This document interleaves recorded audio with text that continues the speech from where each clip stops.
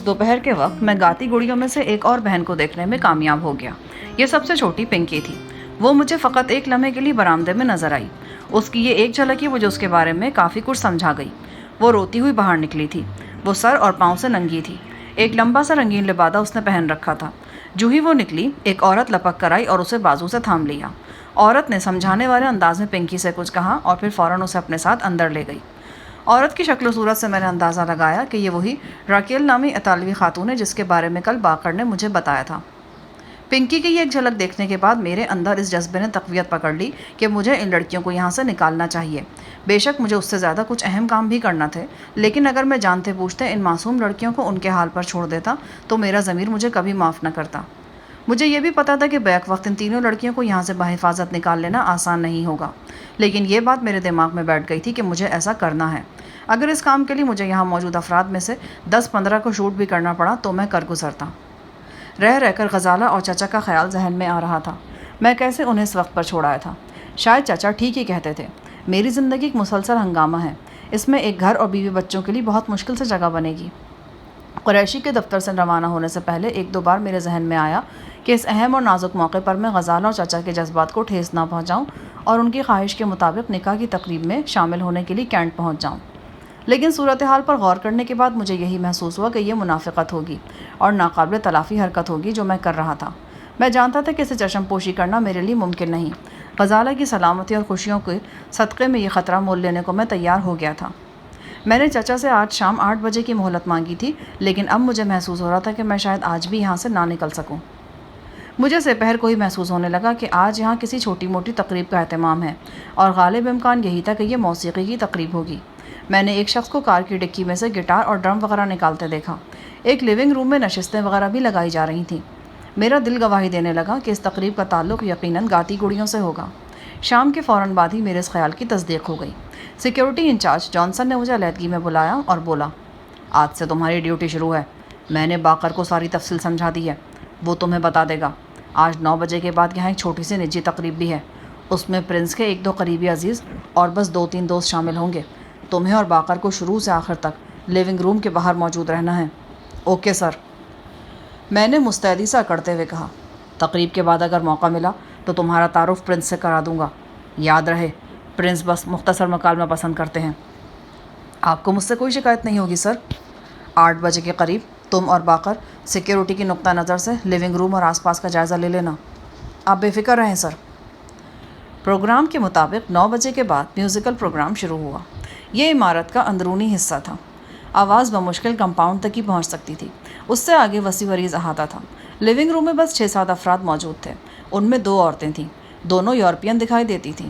اطالوی نژاد ڈاکٹر راکیل بھی 1-2 بار دکھائی دی۔ لیونگ روم سے میرا اور باقر کا فاصلہ 20-30 میٹر سے زیادہ نہیں تھا۔ ہم ٹہلتے ہوئے مزید قریب جا سکتے تھے۔ اندر سے موسیقی کی آواز بلند ہو رہی تھی۔ جلدی یہ بات پایہ ثبوت کو پہنچ گئی تھی کہ یہاں سنگنگ ڈالز نغمہ سرا ہیں۔ وہ آواز جس کے لیے خلقت دیوانی تھی، ایک زردار نے اپنے زر کے زور پر ایک 4 دیواری میں قید کر لی تھی۔ اب یہ غلام آوازیں تھیں۔ یہ اپنی مرضی سے بلند ہو سکتی تھیں، نہ ہی خاموش ہو سکتی تھیں۔ اس کے اتار چڑھاؤ پر اب کسی کا تصرف تھا۔ تینوں بہنیں مل کر گا رہی تھیں۔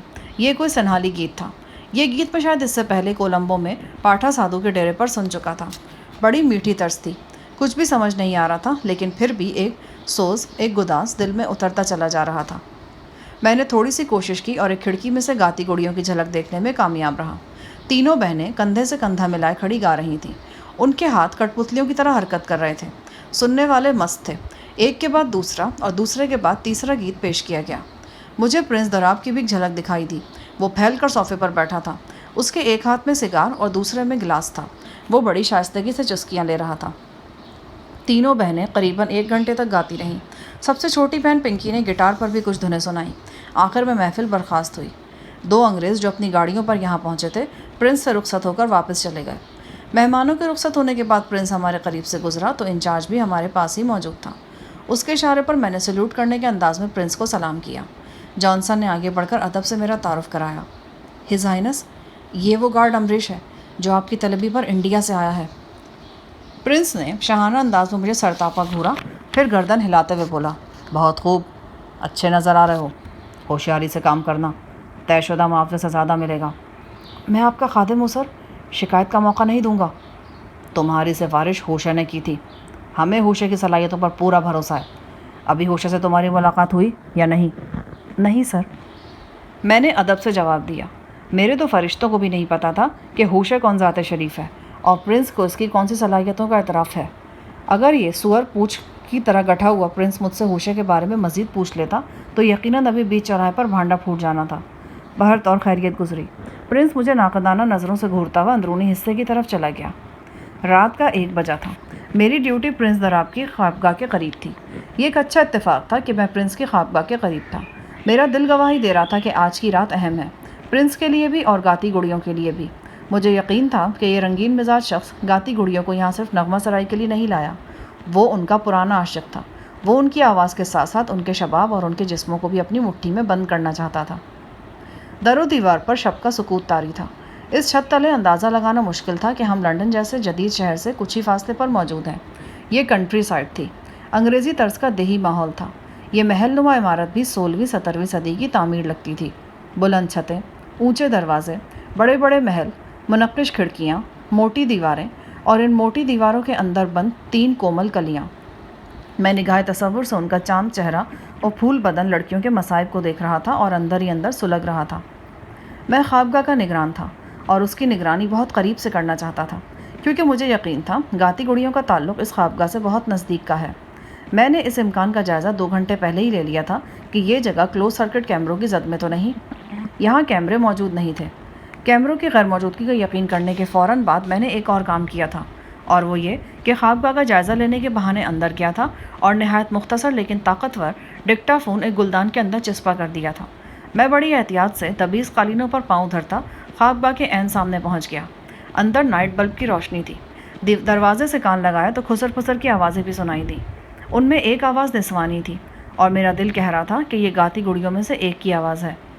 मैं प्रिंस की ख्वाबगाह में झांकना चाहता था, लेकिन ये काम इतना आसान नहीं था।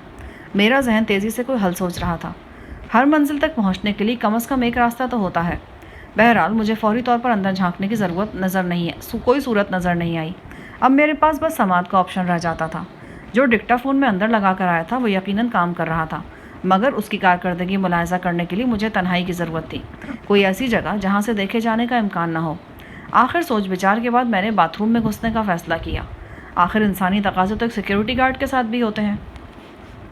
अंदर घुसकर मैंने टब में नल का खोल दिया ताकि रिसीवर की आवाज़ उसमें दब जाए। मैंने रिसीवर ऑन करके उसे कान के करीब कर लिया। पहले कुछ खटपट की आवाज़ें आती रहीं, फिर एक नहायत नुमायाँ आवाज़ सुनाई दी। ये गाती गुड़ियों में से सबसे बड़ी बहन नैना की आवाज़ थी। यकीनन उसका चेहरा डिक्टाफोन के बहुत करीब था। उसका कहा हुआ एक एक लफ्ज़ बिल्कुल वाज़ेह समझ में आ रहा था। मुझे सिगार सुलगाना नहीं आता। सीखने से हर काम आ जाता है बेबी। प्रिंस दराब की मायने खेज़ आवाज़ सुनाई दी। हर नया काम पहले पहल मुश्किल और बेढंगा लगता है।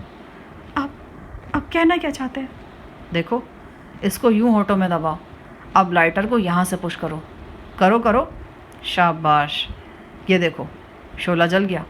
अब इस शोले को बाएं हाथ से ढांप कर रखो और सिगार के करीब लाओ। ठीक है ठीक है। अब सांस ऊपर की तरफ खींचो। हाँ, बिल्कुल सही। खांसी की तेज़ आवाज़ आई। सिगार सुलगाते हुए नातजुर्बेकार नैना बुरी तरह खांसने लगी थी। प्रिंस दराब की भारी भरकम हंसी की आवाज़ सुनाई दी। कुछ देर तक खांसते रहने के बाद नैना ने मध्यम आवाज़ में कहा, प्रिंस, मैंने आपकी हर बात मानी है। जो मान सकती थी वो भी, और जो नहीं मान सकती थी वो भी। अब आप भी अपना हद निभाएं। निभा तो रहा हूँ बेबी, अब और क्या चाहती हो तुम? प्रिंस की आवाज़ में हल्की सी लड़खड़ाहट थी। तुम्हारी बहनों की यहाँ वही हैसियत है जो गिरजा घर में राहबाओं की होती है। लेकिन मैंने आपसे कहा था कि उन्हें यहाँ से बाहिफाजत जाने की इजाज़त दे दें और वो कोलंबो पहुँच जाएं। तुम वाकई बेबी हो, बिल्कुल बच्चों जैसी बातें करती हो। ये सब कुछ इतनी जल्दी कैसे हो सकता है? बहरहाल होगा ज़रूर। ये मैं उन्हें ज़रूर कोलंबो पहुँचाऊँगा। आप प्रिंस हैं, आपके लिए तो कुछ भी मुश्किल नहीं। आप चाहें तो एक दिन में मेरी बहनों की वापसी का इंतज़ाम हो सकता है। पता नहीं क्या बात है, तुम तीनों को इतनी जल्दी अलग करने को दिल नहीं चाहता। दरअसल तुम तीनों की आवाज़ एक इकाई की तरह है ना। तो फिर आप अपने वादे से फिर रहे हैं? ہرگز نہیں، ہرگز نہیں۔ لیکن بیبی، اتنا تو حق مجھے ہے نا کہ کولمبو واپس بھیجنے سے پہلے میں 2-4 دن ان کی آواز سے لطف اندوز ہو سکوں۔ میرا تو دل چاہتا ہے کہ یہیں رہائش گاہ پر انتظام کر کے میں ان تینوں کے گیتوں کا ایک کیسٹ ریکارڈ کروں۔ ریسیور پر خاموشی چھا گئی، بس سرسراہٹ کی مدھم آواز آتی رہی۔ پھر پرنس کے جذبات سے بوجھل آواز ابھری، اپنے چھوٹے سے ذہن کو ان سارے اندیشوں سے بالکل پاک کر دو۔ سمجھو، جو میں نے کہہ دیا وہ ضرور ہوگا۔ میں کوشش کر رہی ہوں، لیکن بس اپنے ذہن کو مصروف رکھنے کی کوشش کرو۔ کیسے؟ ایسے۔ دوراب نے ہلکا سا قہقہہ لگایا اور پھر ریسیور پر خاموشی چھا گئی۔ میں نے جھلا کر ریسیور آف کر دیا۔ میرے دماغ میں انگارے دہک رہے تھے۔ یہ بات واضح ہو گئی تھی کہ میں گاتی گڑیوں میں سے کم ایک کو تو تاراج ہونے سے نہیں بچا سکا تھا۔ مجھے ابھی پوری طرح صورتحال معلوم نہیں ہوئی تھی، تاہم ابھی تک سنے جانے والی گفتگو سے یہی پتہ چلتا تھا کہ اپنی چھوٹی بہنوں کو مصیبت سے بچانے کے لیے نینا نے اپنی دانش میں قربانی دی تھی اور خود کو دوراب کے حوالے کر کے اس سے وعدہ لے لیا تھا کہ وہ اس کی بہنوں کو کولمبو واپس بھیج دے گا۔ وہ تینوں واقعی بہت معصوم تھیں۔ انہیں معلوم نہیں تھا کہ چرندے کا گھاس سے اور درندے کا شکار سے کوئی وعدہ نہیں ہوتا۔ میرے پاس چھوٹی نال کی روسی رائفل موجود تھی۔ یہ 1 سیکنڈ میں 15 گولیاں نکالتی تھی۔ جی چاہ رہا تھا کہ یہ رائفل لے کر دندناتا ہوا دوراب کی خوابگاہ میں جا گھسوں اور کم از کم 15 گولیاں اس کے جسم میں داخل کر دوں، لیکن مجھے کئی پہلوؤں سے سوچنا پڑ رہا تھا۔ میں قریشی اور اس کے پارٹنر کی وساطت سے یہاں پہنچا تھا۔ میری وجہ سے یہاں جو کچھ بھی ہونا تھا اس کی ذمہ داری براہ راست سیکیورٹی ایجنسی پر پڑنی تھی اور اس کے دونوں مالکان پر بھی۔ مجھے سلسلے میں خاطر خواہ احتیاط کی ضرورت تھی۔ مزید برآں میں تینوں لڑکیوں سمیت یہاں سے نکلنے کا محفوظ راستہ بھی سوچ رہا تھا، اور اس کے علاوہ یہ بھی سوچ رہا تھا کہ یہاں سے نکلنے کے بعد کیا کرنا ہے۔ اگلے روز ڈیوٹی ختم ہونے کے بعد میں تھوڑی دیر کے لیے محل نما عمارت سے نکلا اور ایک قریبی موٹیل میں پہنچ گیا۔ موٹیل کے قریب ایک منی مارکیٹ بھی تھی۔ یہاں سے میں نے قریشی کو اس کے گھر پہ فون کیا۔ ہمارے درمیان 15-20 منٹ بات چیت ہوتی رہی۔ قریشی کے لہجے میں خفگی صاف محسوس ہو رہی تھی۔ سب سے پہلے تو اس نے مجھ سے یہی پوچھا کہ میں وعدے کے مطابق کل شام واپس کیوں نہیں آیا۔ میں نے مختصر الفاظ میں اس سے یہاں کے حالات بیان کیے اور بتایا کہ میں کس قدر اپسٹ ہوں۔ تمہارے اپسٹ ہونے سے اور بہت کچھ بھی اپسٹ ہو رہا ہے۔ انکل جلیس بہت پریشان ہیں۔ ان کی سمجھ نہیں آ رہا کہ اچانک سب کچھ پلٹ کیوں گیا۔ کل رات 10 بجے میرے ساتھ ٹیلی فون پر ان کی جو گفتگو ہوئی ہے نا، اس میں وہ بہت مایوس اور الجھے ہوئے نظر آ رہے تھے۔ ان کو شک ہو رہا ہے کہ شاید ان سے کچھ چھپایا جا رہا ہے۔ اچھا، تم سے بات کرنے کے بعد میں ان سے بھی رابطہ کروں گا۔ میرے پاس ان کا فون نمبر ہے۔ کوئی فائدہ نہیں، میں صبح منہ اندھیرے سے اسی چکر میں پڑا ہوا ہوں۔ 2 گھنٹے میں کوئی 25-30 دفعہ کوشش کی ہوگی، کوئی اٹھاتا ہی نہیں۔ لگتا ہے کہ انہوں نے فون کسی صندوق میں رکھ چھوڑا ہے، یا پھر شاید وہ گھر میں ہی موجود نہیں ہے۔ ایک ٹھنڈی لہر سی سینے کو چیرتی ہوئی نکل گئی۔ وہ نقشہ یاد آ گیا جب غزالہ اور اس کے اہل خانہ اچانک لاہور سے روپوش ہو گئے تھے۔ کہیں اب پھر تو ایسی کوئی صورتحال نہیں بن گئی تھی؟ مگر ذہن نے فوراً اس خیال کی نفی کر دی۔ میں نے پرسوں چچا سے خود بات کی تھی اور انہیں اپنی ناگزیر مصروفیات کے بارے میں بتایا تھا۔ تیز رفتاری کے اس دور میں ایسا اپسٹ کسی کے ساتھ بھی ہو سکتا ہے۔ اس کا مطلب یہ تو نہیں کہ بندہ کسی ناگزیر مجبوری کے سبب کسی جگہ وعدے پر نہ پہنچ سکے تو زندگی کے اہم ترین فیصلے بدل لیے جائیں۔ مجھے یقین تھا کہ چچا ایسا سطحی کام نہیں کر سکتے۔ یقیناً کوئی اور وجہ تھی جس کے سبب رابطہ نہیں ہو پا رہا تھا۔ قریشی کی آواز نے مجھے خیالوں سے چونکا دیا۔ کس سوچ میں کھو گئے ہو؟ اگر تو کہتا ہے نا تو میں ابھی خود چلا جاتا ہوں انکل کی طرف۔ انہیں تیری اور اپنی طرف سے تسلی دیے دیتا ہوں، پر کچھ پتہ بھی تو چلے کہ تو آئے گا کب۔ ٹھیک سے نہیں بتا سکتا، لیکن خیال ہے کہ آج یہ کام ہو جائے گا۔ کیا مطلب؟ کہیں کو بندے چھندے مارنے کا ارادہ تو نہیں ہے تیرا؟ بندے بھی مر سکتے ہیں اور میں خود بھی محروم و مغفور ہو سکتا ہوں۔ دیکھ جہانی، مذاق نہ کر، ورنہ میں یہاں پہنچ کر نا تیرا سر توڑ دوں گا۔ اچھا یار، نہیں کرتا مذاق، لیکن اب تجھے بھی سنجیدگی سے ایک کام کرنا ہوگا۔ آج رات ایک چھوٹا موٹا دھماکہ تو پرنس کے محل میں ہونا ہے، اور یہ دھماکہ میں نے کرنا ہے۔ تیرے کھوپڑے میں یہ بات یقیناً آ گئی ہوگی کہ اس دھماکے کا خمیازہ تجھے اور تیرے یار کی ایجنسی ایور ریڈی کو بھی بھگتنا پڑ سکتا ہے۔ میں چاہتا ہوں کہ اس سلسلے میں ہم پہلے سے کوئی پلاننگ کر دیں۔ ٹھیک ہے، جیسا تم کہو گے ویسا ہو جائے گا۔ تم بولتے جاؤ، میں سن رہا ہوں۔ فرض کرو تم نے اپنے طور پر واقعی انڈین کمانڈو امریش کو سیکیورٹی گارڈ کے طور پر دوراب کے محل میں بھیجا ہے۔ آج رات 11 کے لگ بھگ تم پر انکشاف ہوتا ہے کہ تمہارے ساتھ دھوکہ ہوا ہے۔ جو بندہ تمہاری ایجنسی نے پرنس کے محل میں بھیجا ہے نا، وہ امریش کے بجائے کوئی اور ہے۔ اس صورت میں تم کیا کرو گے؟ میں فوری طور پر اپنے سر پہ 2-4 جوتے رسید کروں گا کہ اتنا بڑا دھوکہ میں نے کھا کیسے لیا۔ مذاق نہیں یار، بتاؤ تمہارے ذہن میں فوری طور پر کیا بات آئے گی؟ میں پرنس یا اس کے عملے سے رابطہ قائم کروں گا اور انہیں صورتحال سے آگاہ کر دوں گا۔ پرنس کا محل لندن سے 1.5 گھنٹے کی مسافت پر ہے۔ رابطہ کیسے کرو گے؟ اور ٹیلی فون کے ذریعے۔ اگر کسی وجہ سے فون نہ ہو سکے تو پھر خود بھاگا بھاگا وہاں پہنچوں گا۔ ٹھیک ہے، بس یہی سمجھو کہ فون پر تمہارا رابطہ نہیں ہو سکا۔ تم گواہی کے طور پر 1-2 غیر متعلقہ افراد کو یہ بات بتاؤ گے اور پھر خود پرنس کے محل کی طرف کار دوڑا دو گے۔ تمہیں یا تمہارے کارندے کو محل تک پہنچنے میں کم و بیش 1.5 گھنٹہ لگے گا۔ اسی دوران میں اپنا کام کر کے وہاں سے نکل لوں گا۔ اور تیرا مطلب ہے لڑکیاں لے کر؟ انشاءاللہ۔ لیکن فون پہ رابطہ کیوں نہیں ہو سکے گا؟ پرنس کی رہائش گاہ پر تو 3-4 لائنیں ہیں۔ رہائش گاہ میں ایک چھوٹا سا ایکسچینج لگا ہوا ہے، میں اس ایکسچینج کو بند کر دوں گا۔ تم ٹھیک 11 بجے رہائش گاہ پر فون کرنا۔ اگر رابطہ نہ ہو سکے تو اس کا مطلب یہی ہوگا کہ میں نے کام شروع کر دیا۔ قریشی سے ضروری تفصیلات طے کرنے کے بعد میں نے رابطہ منقطع کر دیا۔ رات تک میں نے چند ضروری معلومات حاصل کر لیں۔ رہائش گاہ کے کمپاؤنڈ میں 2 گارڈز موجود رہتے تھے، لیکن مین گیٹ کی سیکیورٹی زیادہ سخت تھی۔ یہاں 8-8 گھنٹے کی شفٹ میں 3-3 گارڈز 24 گھنٹے پہرا دیتے تھے اور یہ کافی خطرناک گارڈز تھے۔ چھوٹی چھوٹی آنکھوں اور سوجے سوجے چہروں والے جاپانی تھے، نہ کسی سے بات کرتے تھے نہ کسی کے پاس بیٹھتے تھے۔ میرا اندازہ تھا کہ یہ ایک لہجے کے نوٹس پر لاشوں کا ڈھیر لگا سکتے ہیں۔ میں نے تینوں لڑکیوں کی لوکیشن دیکھ لی تھی اور یہ بھی جانچ لیا تھا کہ انہیں یہاں سے کیسے نکالا جا سکتا ہے۔ سب سے چھوٹی پنکی سے میرا آمنا سامنا شام 6 بجے کے قریب ہوا۔ وہ نہا کر نکلی تھی اور کھڑکی کے قریب اداس بیٹھی تھی۔ میں نے کھڑکی کے پاس سے گزرتے ہوئے اسے اپنی صورت دکھائی۔ وہ چونک گئی۔ یقیناً اس کا ذہن چند ہفتے پیچھے کی طرف دوڑ گیا تھا۔ کولمبو میں پاشا کی رہائش گاہ پر میرا اور پنکی کا آمنا سامنا ہوا تھا۔ قریباً 5 منٹ بعد میں دوبارہ کوریڈور میں پہنچا اور اس کھڑکی کے سامنے سے گزرا۔ پنکی وہیں بیٹھی تھی۔ شیشے کے پیچھے سے اس کے تاثرات گواہی دے رہے تھے کہ اس نے مجھے پہچان لیا ہے۔ میں نے تیسری بار کھڑکی کے سامنے پہنچ کر پنکی کو کھڑکی کھولنے کا اشارہ کیا تو معمولی تذبذب کے بعد اس نے کھڑکی کھول دی۔ میں نے تیزی سے کہا، آج رات 11 بجے تیار رہنا، ہم یہاں سے نکل جائیں گے۔ روپ اور نینا کو بھی بتا دینا۔ لیکن گھبرانے کی ضرورت نہیں، سارا انتظام ہو گیا ہے، پاشا بھی میرے ساتھ ہے۔ پاشا کے نام پر اس کی آنکھوں میں چمک نمودار ہوئی۔ کہاں ہے وہ؟ یہیں پر ہے، فی الحال سامنے نہیں آ سکتا۔ اس نے تھوک نکلتے ہوئے اس بات میں سر ہلا دیا۔ ہرنی جیسی آنکھوں میں خوف و ہراس جمع ہوا تھا۔ تفصیل سے بات کرنے کا وقت نہیں، بس ٹائم یاد رکھنا، آج رات 11 کے لگ بھگ۔ کسی کے قدموں کی چاپ ابھر رہی تھی۔ میں فوراً کوریڈور میں آگے بڑھ گیا۔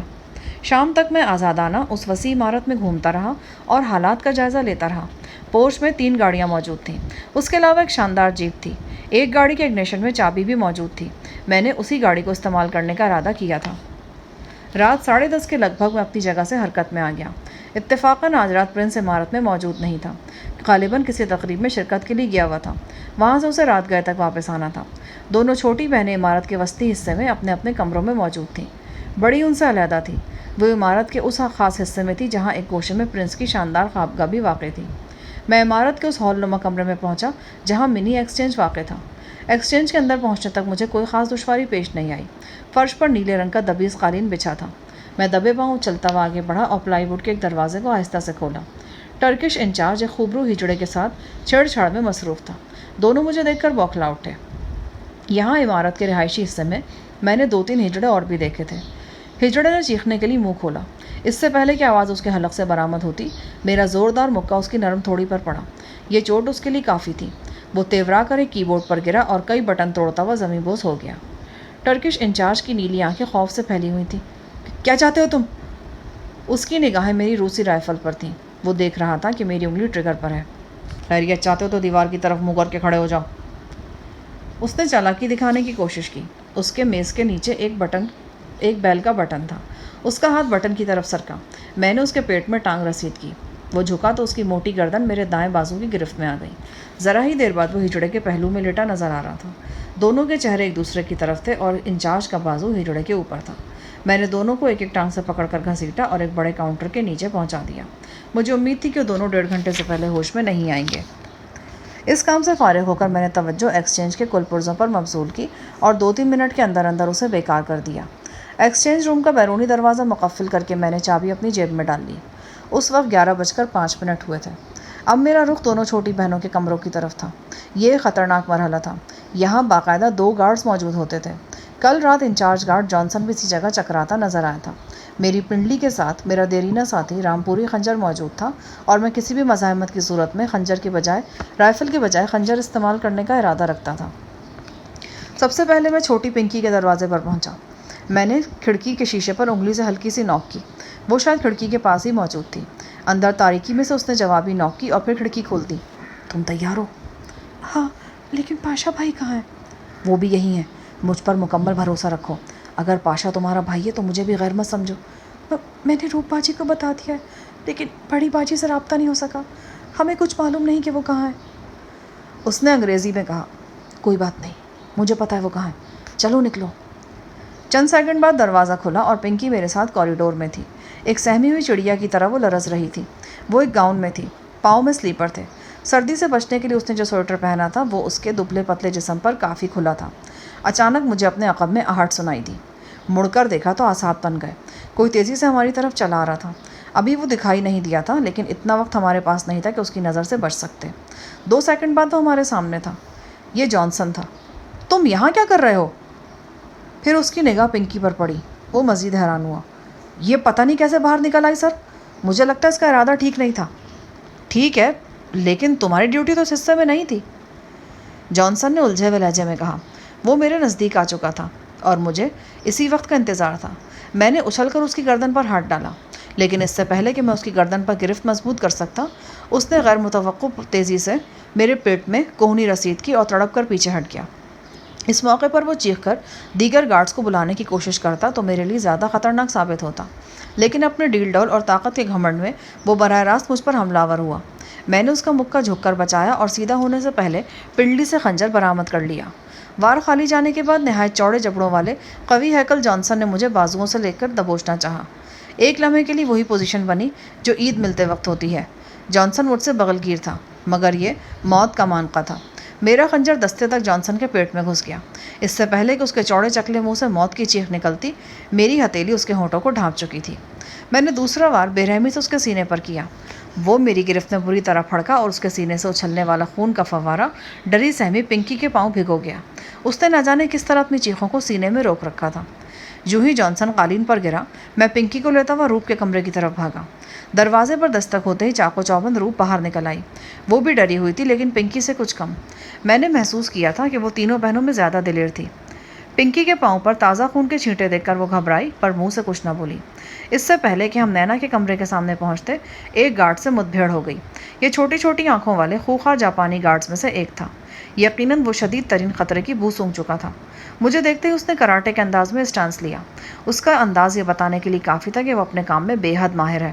کوئی اور موقع ہوتا تو شاید میں اپنے جوہر دکھانے کا سے چانس فراہم کرتا، مگر یہ زندگی اور موت کی بازی تھی اور یہاں ہر لمحہ قیمتی تھا۔ جو ہی وہ مجھے کک مارنے کے لیے آگے بڑھا، میں نے اس کی گردن دبوچ لی۔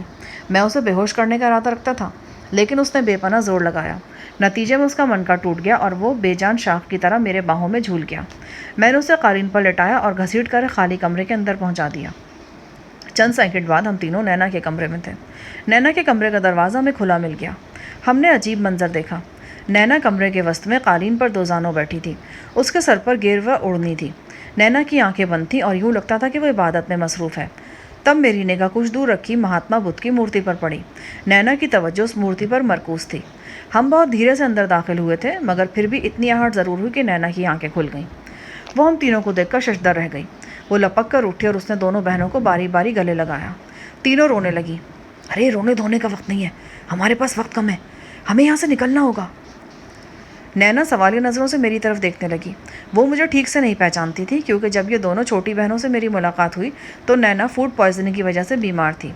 روپ نے میری طرف دیکھتے ہوئے کہا، نینا، آپ کو بتایا تھا نا، پاشا بھائی کے ایک بڑے اچھے دوست ہیں کولمبو میں، یہ وہی ہیں، پاشا بھائی بھی ان کے ساتھ ہیں، یہ ہمیں یہاں سے نکالنے آئے ہیں۔ نینا بس خالی نظروں سے ہمیں دیکھتی جا رہی تھی۔ پنکی نے روپ کی تائید کرتے ہوئے کہا، ہاں، یہ ہمیں یہاں سے نکال لے جانے کے لیے آئے، پلیز اب چلیں ہمارے ساتھ، وقت بہت کم ہے۔ تینوں بہنیں آپس میں سنہالی زبان بولتی تھیں، لیکن اب میری موجودگی کے خیال سے وہ انگریزی میں بات کر رہی تھیں۔ نینا کو حرکت میں لانے کے لیے روپ نے اس کا بازو پکڑ کر کھینچا۔ ہمیں یہ دیکھ کر حیرت ہوئی کہ نینا نے بازو چھڑا لیا۔ روپ نے حیرت آمیز خوف سے کہا، نینا، کیا بات ہے، اب چلتی کیوں نہیں؟ نینا غیر ارادی طور پر ایک قدم پیچھے ہٹ گئی۔ نہیں، میں نہیں جا سکتی، اور تم بھی یہاں سے بھاگنے کی کوشش مت کرو، وہ خود ہی تمہیں چھوڑ دے گا، اس نے مجھ سے وعدہ کیا ہے، وہ تمہیں چھوڑ دے گا، تم دونوں 2-4 دن میں کولمبو پہنچ جاؤ گی، میں سچ کہتی ہوں، میرا یقین کرو۔ روپ اور پنکی حیرت سے ایک دوسرے کا چہرہ دیکھ رہی تھی، پھر ان کی ڈری ڈری نگاہیں مجھ پر مرکوز ہو گئی۔ میں نے سخت لہجے میں کہا، مس نینا، میں سب جانتا ہوں کہ تم سے پرنس نے کیا وعدہ کیا ہے، اور اس وعدے کی حقیقت بھی مجھے معلوم ہے۔ کل یا پرسوں اسی قسم کے وعدے وہ خبیث روپ یا پنکی سے بھی کرے گا۔ وہ شیطان تمہیں دھوکہ دے رہا ہے، اور اس سے پہلے نہ جانے کتنوں کو دھوکہ دے چکا ہے۔ بے وقوف مت بنو، یہ سنہری موقع پھر کبھی نہیں ملے گا، چلو نکلو ہمارے ساتھ۔ میں نے باقاعدہ اس کا بازو تھام لیا۔ نہیں نہیں، یہ نہیں ہو سکتا، میں نے بدھا کی قسم کھائی ہے، میں یہ قسم نہیں توڑ سکتی، میں یہیں رہوں گی، اپنی بہنوں کی زندگی اور سلامتی کی خاطر یہیں رہوں گی۔ تم لوگ اگر جانا چاہتے ہو تو جاؤ، میں اب اپنا راستہ نہیں بدل سکتی۔ اس نے غیر ارادی طور پر بدھا کی مورتی پہ ہاتھ رکھتے ہوئے کہا، ارے کیا حماقت کر رہی ہو تم؟ جو بدماش تمہیں لوٹ رہا ہے اسی کو نجات دہندہ سمجھ رہی ہو؟ تمہیں اندازہ نہیں ہے تم لوگوں کے ساتھ کیا کچھ ہونے والا ہے۔ کچھ بھی ہو، لیکن میں اب یہاں سے نہیں جا سکتی، میں نے قسم کھا لی ہے، تم لوگ جاؤ، میں دعا کروں گی۔ اچانک کہیں قریب سے بلند آواز میں پکارنے کی صدا سنائی دی۔ یہ بڑی خطرناک صورتحال تھی، کسی وقت کچھ بھی ہو سکتا تھا۔ نینا کو ساتھ لے جانے کی کوشش میں ہم تینوں پھنس سکتے تھے۔ روپ بڑی بہن کا بازو کھینچ رہی تھی، اس سے التجا کر رہی تھی کہ وہ اس کے ساتھ چلے، لیکن وہ ٹس سے مس نہیں ہو رہی تھی، بالکل پتھر ہو گئی تھی۔ میں نے بھانپ لیا کہ قیمتی وقت ضائع کرنے کے سوا ہم اور کچھ نہیں کر رہے۔ میں نے روپ کا بازو پکڑ کر کھینچا، چلو ہم چلتے ہیں، اسے بعد میں آ کر لے جائیں گے، یہ اپنے حواسوں میں نہیں ہے۔ پلیز نینا، ایسا مت کرو، پلیز، روپ نے روتے ہوئے کہا۔ ایک ہچکی لے کر نینا نے منہ دوسری طرف پھیر لیا، یہ اس کا حتمی فیصلہ تھا۔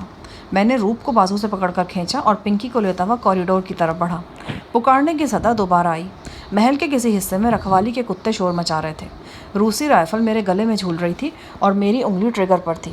حواس پر وحشت سوار تھی اور 4-5 افراد کو بھون دینا میرے لیے کوئی مشکل نہیں تھا۔ ہم رہائشی حصے سے نکلے اور پورچ کے پہلو میں پہنچ گئے۔ جو گاڑی میں نے نکلنے کے لیے منتخب کر رکھی تھی وہ وہیں موجود تھی۔ میں جانتا تھا کہ اس کے اگلے دونوں دروازے کھلے ہوئے ہیں۔ یہ ایک اسٹیشن ویگن تھی۔ میں نے دونوں بہنوں کو گاڑی میں گھسایا اور عقبی حصے میں نشستوں کے درمیان یوں بٹھا دیا کہ انہیں آسانی سے دیکھے جانا باہر سے ممکن نہ رہا۔ اس کے بعد میں نے ان پر ریگزین کا ایک بڑا ٹکڑا ڈال دیا۔ درحقیقت یہ تاریک شیشوں والی وہی اسٹیشن ویگن تھی جس پر 3 روز پہلے تینوں بہنوں کو آرچ مینشن سے یہاں لایا گیا تھا۔ اب مسئلہ یہاں سے نکلنے کا تھا۔ اس کے لیے میرے پاس ایک راستہ موجود تھا۔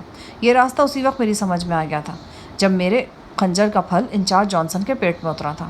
میں جاں بلب جانسن کے تعاون سے یہاں سے نکل سکتا تھا۔ میں دوڑتا ہوا واپس کوریڈور میں پہنچا اور اس مقام پر پہنچا جہاں جانسن میرے ہاتھوں جان لیوا طور پر گھائل ہوا تھا۔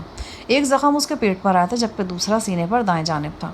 روپ کے کمرے سے ذرا آگے کوریڈور کے قالین پر جاں بلب جانسن پڑا تھا۔ خون نے قالین کے ایک بڑے حصے کو داغدار کر دیا تھا۔ گہری بہوشی کے عالم میں جانسن کے حلق سے خرر خرر کی مدھم آواز نکل رہی تھی۔ اس کا ایک جوتا اتر چکا تھا، اس کے ہولسٹر میں سے پستول جھانک رہا تھا۔ میں نے جانسن کو اسی حالت میں کندھے پر اٹھایا اور پورچ کی طرف بھاگا۔ جانسن خاصا لہیم شہیم تھا، اس کا جسم گرم تھا اور سانس کی آمد و رفت برقرار تھی۔ میں نے پورچ میں پہنچ کر جانسن کو اسٹیشن وین میں ڈالا تو ایک جاپانی گارڈ نے دیکھ لیا۔ وہ دوڑتا ہوا موقع پر پہنچا۔ یہ کیا ہوا؟ اس نے ٹوٹی پھوٹی انگلش میں پوچھا۔ خودکشی کی کوشش لگتی ہے، اسے فوراً اسپتال لے جانا ہوگا۔ میں نے یہ کہہ کر ڈرائیونگ سیٹ سنبھال لی۔ گاڑی سٹارٹ ہوئی اور پھر بڑی تیزی سے مین گیٹ کی طرف بڑھی۔ مین گیٹ کافی فاصلے پر تھا۔ حسب توقع چوکس گارڈز نے ہمیں روک لیا۔ میں نے چیختے ہوئے کہا، گیٹ کھولو، مسٹر جانسن مر رہے ہیں، جلدی کرو۔ جاپانی گارڈز نے اندر جھانکا۔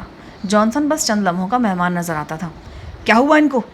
میں نے وہی جواب دیا جو چند لمحے پہلے دیا تھا۔ خودکشی کی کوشش لگتی ہے، ان کو فوراً اسپتال پہنچانا ہوگا۔ جاپانی گارڈز چند لمحوں کے لیے تذبذب میں نظر آئے، پھر ان میں سے ایک سینئر گارڈ دروازہ کھول کر ہمارے ساتھ ہی وین میں بیٹھ گیا۔ دوسرے گارڈز نے مین گیٹ کھول دیا۔ میں نہیں چاہتا تھا کہ گارڈز کو زیادہ سوچنے سمجھنے کا موقع ملے۔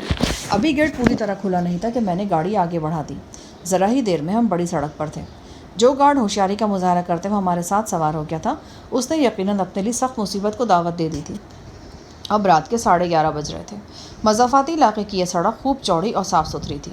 میں نے دن کے وقت کے علاقہ دیکھا تھا۔ دور دور تک گھاس کے نہایت خوبصورت اور ہموار میدان دکھائی دیتے تھے۔ ان میدانوں میں کہیں کہیں بچے کھیلتے نظر آتے تھے یا ولایتی گائیں چر رہی ہوتی تھیں۔ درختوں سے گرنے والے پتے راستے پر ایسے سرخ اور پیلے قالین بچھاتے تھے کہ نگاہ جم کر رہ جاتی تھی، لیکن اس وقت سب کچھ شب کی تاریکی میں ڈوبا ہوا تھا اور ہماری نگاہوں سے اوجھل تھا۔ ہماری اسٹیشن میں نہایت برف رفتاری سے دوڑتی رہی اور چند منٹ میں ہی میں پرنس دراف کی رہائش گاہ سے 6-7 کلومیٹر دور آ گیا۔ گارڈ کی چھوٹی چھوٹی آنکھیں بے قراری سے ادھر ادھر گردش کر رہی تھیں۔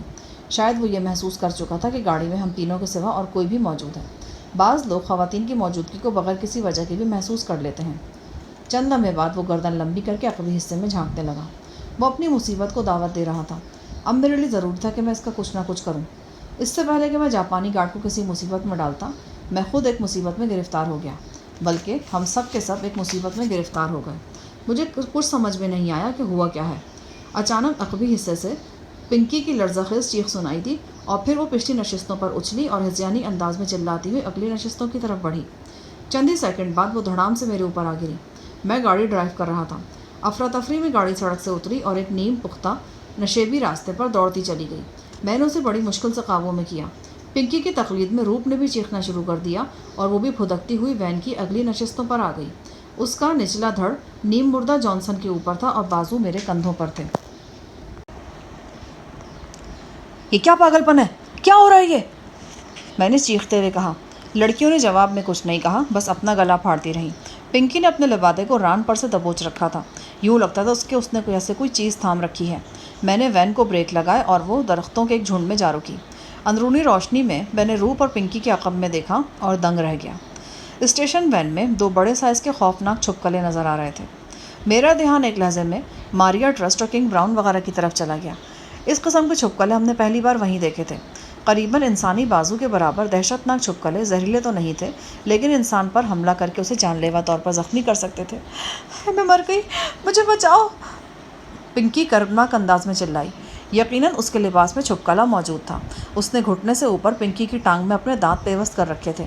میری سمجھ میں اور کچھ تو نہیں آیا تو میں نے تیز رفتار خنجر سے اس کا لبادہ گریبان سے پاؤں تک پھاڑ دیا اور پھر لبادے سمیت ہی چھپکلا اس کے جسم سے علیحدہ ہو گیا۔ وہ یقیناً چھپکلا ہی تھا۔ ریشمی کپڑے کے اندر وہ بری طرح پھڑک رہا تھا۔ وہ سائز میں کچھ چھوٹا تھا، شاید 1 فٹ کے قریب ہوگا۔ میں نے چھپکلا اور لباس گاڑی سے باہر تاریکی میں پھینک دیے۔ ایک دوسرا چھپکلا چھوٹی سی جست لگا کر روپ کے پاؤں پر چڑھ گیا تھا۔ اس سے پہلے کہ وہ روپ کے گوشت میں دانت یا پنجے گاڑتا، میں نے گن سے فائر کیا۔ گولی عین نشانے پر لگی اور چھپکلے کا سر اس کے دھڑ پر سے اوجھل ہو گیا۔ اندرونی روشنی میں پنکی کے جسم پر اب نہایت مختصر لباس نظر آ رہا تھا۔ اس کی ران پر کاٹے جانے کا زخم تھا۔ وہ دیکھو!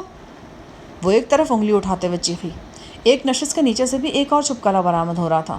چھپکلے کی نشاندہی کرنے کے بعد پنکی چھلانگ لگا کر گاڑی سے اتر گئی۔ روپ اور جاپانی گارڈ نے بھی اس کی تقلید کی۔ یقیناً زخمی جانسن میں سکت ہوتی تو وہ بھی ایسا ہی کرتا، لیکن اس میں سکت نہیں تھی۔ میرے خیال میں اس میں اب زندگی بھی باقی نہیں تھی۔ اندرونی روشنی میں اس کے چہرے کی جھلک نے مجھے بتا دیا کہ وہ مر چکا ہے۔ میں نے دھیان سے گاڑی کا جائزہ لیا اور اندازہ ہوا کہ اس میں کم و بیش ایسے ہی 6 مکروہ صورت جانور مزید موجود ہیں۔ غور سے دیکھنے پر پتہ چلا کہ گاڑی کے عقبی حصے میں ایک پنجرا رکھا ہوا ہے۔ یہ جانور اس پنجرے میں تھے۔ غالباً پنجرے کا دروازہ ٹھیک سے بند نہیں کیا گیا تھا۔ گاڑی چلنے کے دوران میں لگنے والے جھٹکوں یا کسی اور سبب سے دروازہ کھل گیا تھا اور وہ موزی لیزرڈز باہر نکل آئے تھے۔ میں نے فائر کر کے مزید 2 کو ہلاک کر دیا۔ باقی گاڑی سے نکل کر تتر بتر ہو گئے۔ جب میں چھپکلیوں پر فائر کر رہا تھا تو جاپانی گارڈ مجھے مسلسل روکنے کی کوشش میں مصروف تھا۔ وہ ٹوٹی پھوٹی انگلش میں جو کچھ کہہ رہا تھا اس سے پتہ چلتا تھا کہ یہ چھپکلے پالتو ہیں اور پرنس کی فیملی میں سے کسی نے انہیں پال رکھا ہے۔ یہ ہنگامہ ختم ہونے میں تقریباً 5 منٹ لگ گئے۔ اس دوران میں جانسن کی زندگی کا ہنگامہ بھی مکمل سکوت میں بدل گیا تھا۔ وہ ختم ہو چکا تھا۔ میں نے پنکی کو اس کا کٹا پھٹا لباس دیا تاکہ وہ اپنی برہنگی چھپا سکے۔ وہ لباس کو ہاتھ لگاتے ہوئے ڈر رہی تھی۔ روپ نے اسے بڑی مشکل سے آمادہ کیا کہ وہ لبادے کو چادر کی طرح اپنے جسم پر لپیٹ لے۔ جاپانی گارڈ اب سخت الجھن میں دکھائی دیتا تھا۔ اس نے بھانپ لیا تھا کہ دونوں لڑکیوں نے پرنس کی رہائش گاہ سے فرار ہونے کی کوشش کی ہے۔ اس کا رویہ ایک دم سخت ہو گیا تھا اور اس کا دایاں ہاتھ مسلسل اپنی روسی رائفل پر نظر آ رہا تھا۔ میرے حوالے سے وہ شاید ابھی تک کسی نتیجے پر نہیں پہنچ سکا تھا۔ اس نے مجھے ایک طرف لے جاتے ہوئے ٹوٹی پھوٹی ناقابل فہم انگلش میں کہا، یہ دونوں لڑکیاں قصوروار ہیں۔ انچارج صاحب مر چکے ہیں۔ اب ہمیں واپس رہائش گاہ پر چلنا چاہیے۔ اس کا انداز تجویز کا نہیں بلکہ حکم دینے والا تھا۔ میں سمجھ گیا کہ یہ کوتا قدنامہ خلال میرے لیے مشکل پیدا کرنے والا ہے۔ اس سے پہلے کہ وہ مزید چوکنا ہو جاتا اور مزاحمت پر اتر آتا، میں اس کے قریب چلا گیا۔ جو ہی اس کا دھیان پنکی اور روپ کی طرف گیا، میں نے جھپٹ کر اس کی گردن دبوچ لی۔ گرفت بڑی مکمل تھی۔ جاپانی گارڈ رائفل کو جنبش تک نہ دے سکا۔ میں اسے بے ہوش کرنا چاہتا تھا، لیکن یہاں پھر وہی دردناک واقعہ بالکل اسی انداز میں ہوا جو کچھ دیر پہلے ہو چکا تھا۔ جاپانی گارڈ نے حق نمک ادا کرنے کی خاطر اتنے وحشیانہ انداز میں زور لگایا اور یوں اچانک پینترا بدلنے کی کوشش کی کہ اس کی گردن گاجر کی طرح ٹوٹ گئی۔ میں نے اسے چھوڑ دیا اور وہ نیم پختہ زمین پر گرنے سے پہلے مر گیا۔ اسے کیا ہوا؟ روپ نے چیختے ہوئے کہا۔ اس کے لہجے میں شبہات تھے۔ اس سے پہلے وہ کوریڈور میں بھی ایک جوشیلے گارڈ کو اسی طرح دم توڑتے دیکھ چکی تھی۔ کچھ نہیں ہوا، اسے بے ہوش ہوا ہے، اور تم زیادہ انکوائری مت کرو، ہم سخت خطرے میں ہیں، فوراً گاڑی میں بیٹھو، اب وہاں کوئی جانور نہیں۔ میرے لہجے میں سختی محسوس کر کے دونوں بہنیں نہ چاہتے ہوئے بھی گاڑی میں گھس گئیں۔ میں جانتا تھا کہ اب دوبارہ مین روڈ پر جانا ٹھیک نہیں ہے، بلکہ مین روڈ پر جانا سرے سے ہی ٹھیک نہیں۔ بعض اوقات قدرت مشکل حالات کے ذریعے بھی مسافر کی سمت درست کر دیتی ہے۔ یہ بات اب میرے ذہن میں آ گئی تھی کہ ہمیں ذیلی راستے پر آگے بڑھنا چاہیے۔ میں اونچے نیچے راستے پر گاڑی دوڑاتا چلا گیا۔ دور کہیں پولیس کاروں کے منحوس سائرن سنائی دے رہے تھے۔ روپ اور پنکی یکسر خاموش تھیں۔ ابھی کچھ دیر پہلے انہوں نے جو مار دھاڑ دیکھی تھی وہ یقیناً دل و دماغ پر اثر کرنے والی تھی۔ پھر دونوں بہنوں کو یہ بھی دکھ تھا کہ وہ اپنی بڑی بہن کو ساتھ نہیں لا سکیں۔ اپنے طور پر وہ دونوں نینا کے بارے میں پتہ نہیں کیا سوچ رہی تھیں، لیکن میں یہ بات اچھی طرح جانتا تھا کہ نینا وہاں کیوں رہ گئی۔ دیکھنے میں وہ تینوں ہی کم عمر لگتی تھیں، لیکن پھر بھی عمر کا فرق تو ضرور تھا۔ بڑی بہن ہونے کے ناطے نینا نے قربانی دے دی تھی۔ وہ خود کو اور اپنی بہنوں کو پوری طرح مجبور اور بے بس پا کر اس نے حالات سے سمجھوتا کر لیا تھا۔ اس نے پرنس دوراب سے وعدہ کیا تھا کہ وہ اس کی مرضی و منشا کے مطابق چلے گی۔ اس کے بدلے میں پرنس اس کی دونوں بہنوں کو عزت و سلامتی کے ساتھ ان کے گھر پہنچا دے گا۔ میں نے اس سارے سلسلے میں کل رات دوراب اور نینا کی گفتگو سنی تھی۔ اس گفتگو سے یہ بھی واضح ہوا تھا کہ نینا ایک روز پہلے یا اسی دن صبح کے وقت اپنی آبرو پرنس دوراب کے ہاتھوں گنوا چکی ہے۔ ہم تیزی سے سفر کرتے رہے۔ اب اس مسروقہ گاڑی کو زیادہ دیر قبضے میں رکھنا ٹھیک نہیں تھا۔ میں نے ایک ویران ٹیلی فون بوتھ سے کچھ فاصلے پر گاڑی روکی اور وہاں آرش مینشن میں سروج سے رابطہ کیا۔ وہ رات کے اس پہر ہلکے سے نشے میں محسوس ہوتی تھی۔ میری آواز پہچانتے اس کے لہجے کا خمار دور ہو گیا۔ میرے خیال میں تم سے سوال پوچھنا بیکار ہوگا کہ تم کہاں تھے، کیونکہ جواب میں تم نے کوئی شاندار بہانہ ضرور گھڑ رکھا ہوگا۔ مجھے تمہارے سامنے بہانے بنانے کی ضرورت نہیں ہے، میں یہاں بالکل آزاد ہوں۔ بہرحال تمہارے لیے ایک اہم اطلاع ہے۔ کہیں غزالہ تو نہیں مل گئی؟ اس نے طنزیہ لہجے میں کہا۔ قسمت میں ہوا تو وہ بھی مل جائے گی۔ فی الحال میں ایک ضروری کام سے لنڈن کے مضافات میں ہوں۔ میرے لیے کوئی فون تو نہیں آیا تھا؟ تمہارے لیے تو نہیں تھا، البتہ بھی تھوڑی دیر پہلے فون آیا تھا۔ ایک پرنس دوراب کا پرسنل سیکرٹری بول رہا تھا۔ اس نے خبر دی کہ پرنس کی رہائش گاہ میں ڈکیتی کی خونی واردات ہوئی ہے۔ کچھ افراد نے رہائشی عمارت میں گھس کر 2 لوگوں کو قتل کر دیا ہے اور گاتی گڑیوں میں سے 2 بہنوں کو زبردستی اغوا کر لیا ہے۔ میرے پاس بھی یہی اطلاع تھی۔ شاہ جہان، تم ایک نمبر کے جھوٹے اور مکار ہو۔ مجھے پورا وشواس ہے کہ ابھی جو خبر ملی ہے اس کا کارن تم ہو۔ میں سب سمجھ گئی ہوں۔ میرے خیال میں فون پر ایسی گفتگو مناسب نہیں۔ میں اس بارے میں تم سے بعد میں بات کروں گا۔ شاید میں سرور سے بھی مزید بات بھی کرتا، لیکن اسی دوران میں لائن ڈراپ ہو گئی۔ بہرحال اس گفتگو سے یہ تو پتہ چل گیا تھا کہ غزالہ یا آفرین وغیرہ کی طرف سے مجھے کوئی فون نہیں کیا گیا۔ سرور سے بات کرنے کے بعد میں نے رحمانی کا نمبر ملایا۔ فون اس نے اٹھایا تھا۔ وہ آج رات کے ہنگامے سے پوری طرح آگاہ تھا۔ میں نے رحمانی کو سمجھا دیا کہ میں کہاں اور کس حال میں کھڑا ہوں۔ میں نے اسے درخواست کی کہ وہ اپنی گاڑی لے کر فوراً یہاں پہنچ جائے۔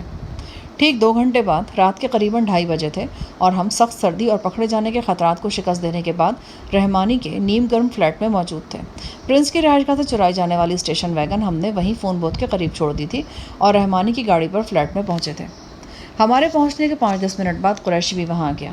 میرے اور قریشی کے درمیان علیحدگی میں جو گفتگو ہوئی اس سے صاف پتہ چلا کہ سب کچھ ہمارے پروگرام کے مطابق ہوا ہے۔ آج رات میں نے جو کارروائی کی ہے اس کا اثر قریشی اور اس کے دوست کی مشترکہ ایجنسی پر زیادہ نہیں پڑے گا۔ قریشی بولا، اور میں نے ٹھیک 11:10 پہ پرنس کی رہائش گاہ پہ فون کیا اور پھر اس عمل کو 4-5 مرتبہ دہرایا۔ اس وقت ایسے 2 افراد میرے ساتھ موجود تھے جو بعد میں ضرورت پڑنے پر کہیں بھی اس بات کی گواہی دے سکتے ہیں۔ اس کے فوراً بعد ہمارا انگریز مینیجر ہمارے لیگل ایڈوائزر کے ساتھ وینچسٹر روانہ ہو گیا تھا تاکہ پرنس کو خطرے کے بارے میں براہ راست بتا سکے۔ میرے اور قریشی کے درمیان 5 منٹ تک اسی بارے میں گفتگو ہوتی رہی۔ بہرحال اس گفتگو کے دوران میں بھی میرا دھیان مسلسل غزالہ اور چچا کی طرف لگا رہا۔ چچا کے بارے میں کیا اطلاع ہے؟ قریشی کے چہرے پر جو تاثرات ابھرے وہ حوصلہ افزا نہیں تھے۔ یار مجھے تو پھر کوئی گڑبڑ لگ رہی ہے۔ پتہ نہیں تیری قسمت میں کیا لکھا ہے۔ تو نے کام بھی تو ایسا گڑبڑ والا کیا تھا، اینڈ ٹائم پہ تجھے اپنی پسروڑی پڑ گئی تھی۔ یہ دونوں لڑکیاں وہاں سے واپس نہیں آتی اگر میں نہیں جاتا تو۔ بہرحال تم بتاؤ، انکل کی طرف سے کیا خیر خبر ہے؟ کل تیرا فون آنے کے بعد میں گاڑی کے ذریعے خود کینٹ پہنچا۔ ایڈریس ڈھونڈنے میں تھوڑی سی دشواری تو ہوئی، پر میں پہنچ گیا تھا۔ گھر پر ایک چوکیدار کے علاوہ اور کوئی نہیں تھا۔ اس نے پوچھنے پر بتایا کہ اسے کچھ نہیں پتا کہ گھر والے کہاں ہیں۔ ہو سکتا ہے بڑی بیگم کی طبیعت زیادہ خراب ہو اور وہ اسپتال چلے گئے ہوں۔ میں ڈرائیور کے ساتھ فوراً اسپتال میں پہنچا۔